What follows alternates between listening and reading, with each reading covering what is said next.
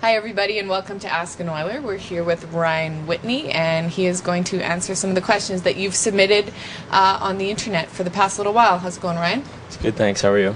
Perfect. Our first question is from Derek in Edmonton. And Derek asks, where were you and how did you find out you got traded to the Oilers? What is one of the first things that goes through your head when you are traded as a pro? Well, I was just kind of waiting in the car. I was driving home. We had a game that night in Anaheim, and I got a call from the GM who told me that I'd been traded here. And I was a little surprised at first. It's always kind of difficult to get traded, but at the same time, I was excited coming to a hockey market and a place that's really fun to play. And so it is tough getting traded, though. You become friends and close with a lot of people in cities, and when you do get moved, it takes a little bit of adjustment. But so far, so good here.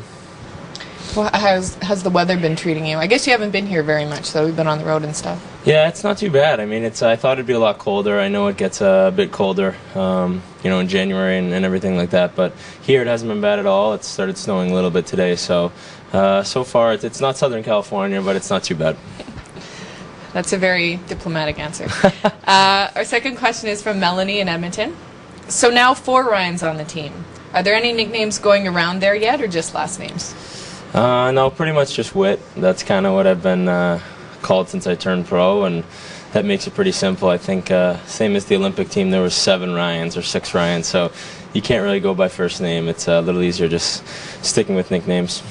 Do you have any creative nicknames that you've had over your career that you're willing to share with us? No, I really haven't. I'm not lying either. I just kind of Whit or Witter. I don't know, people add an ER there sometimes, so nothing too interesting though.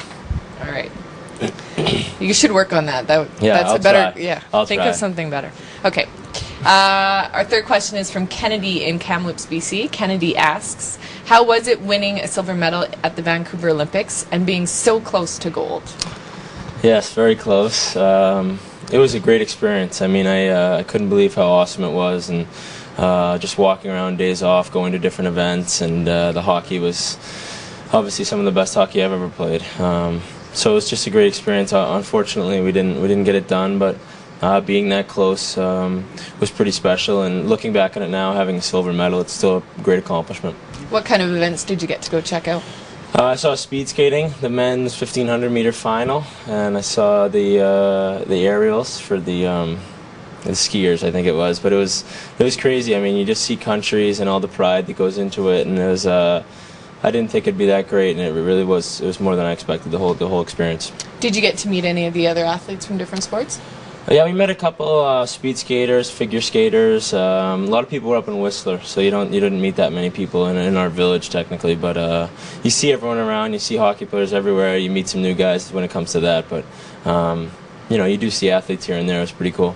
Did you get a chance to participate in any of the opening or closing ceremonies, or were you? No, we played the night after the opening ceremonies actually here in Edmonton when I was still with Anaheim, so I couldn't go there. And the closing ceremonies we could have gone if we wanted, but it was right after the gold medal game, and everyone was a little disappointed. I think actually a couple guys marched, but I ended up hanging with the family and the team got together, so it was probably better that we didn't do that. Perfect. Barbara Ann asks, you went to university. What degree did you get?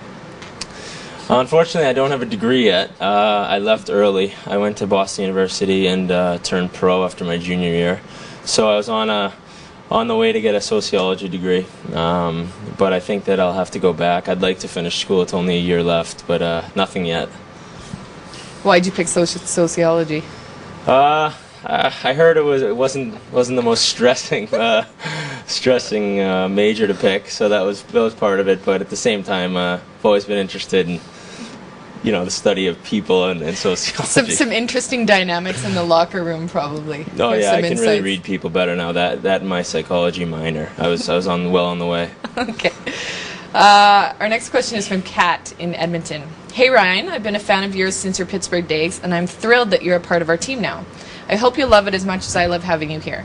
My question is, do you have any past experiences with any of your current teammates, from Wilkes-Barre, training camps, international play, or otherwise?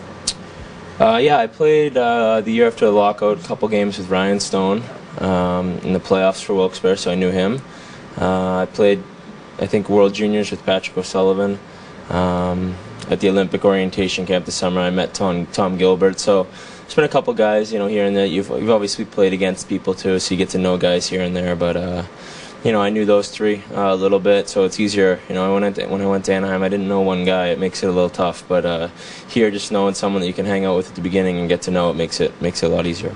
Would you say that hockey's a pretty small community when it comes to knowing guys everywhere and even through the summer? It's true. I mean, you have good friends on certain teams, and then you kind of get to know their friends, and all of a sudden, you're playing a team, and it seems like every team we play now, I know a couple guys just through, I've been traded now twice, and playing in the minors, and playing USA Hockey, stuff like that. It really is it's unbelievable how small it is, and if you meet a guy somewhere else and you run into someone, usually you get to talking, and it's a pretty friendly group of guys.